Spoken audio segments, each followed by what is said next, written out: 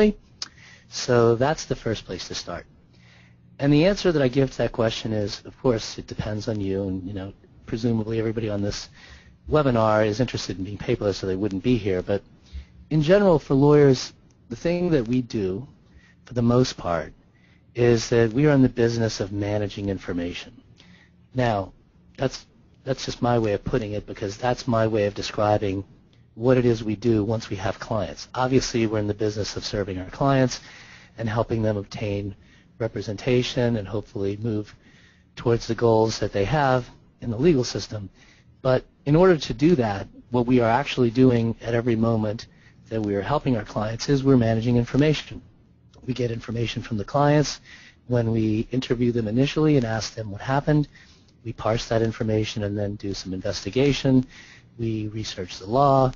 We research other cases. We dig around. We're basically managing information. We're gathering it. We're organizing it. We're arranging it. We're storing it.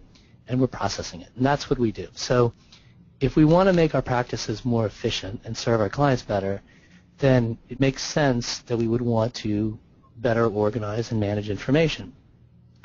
So that's what we're doing. And managing information, it's easy to say, but it's actually can be kind of challenging. So advancing the slide to the next one. So it's not taking here. All right. Next slide. There you go. There we go. All right. So managing information of whatever variety, whether it's paper, digital information, it can be challenging, right? So we're familiar with managing paper, and increasingly we're getting familiar with managing digital information stored on computers.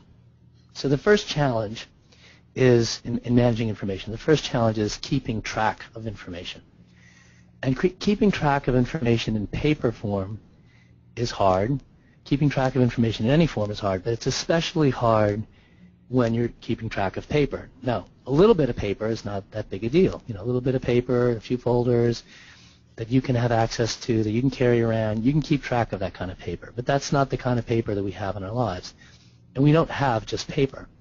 We have information stored on computers, on iPads. We have phone information. We have web information. We have audio files, email, social media, and video. So all of that kind of information we have to keep track of. And most of that information now is in digital format.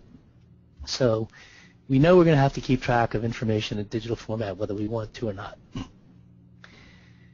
So what we're actually doing in this world that's increasingly dominated with digital information is we're managing two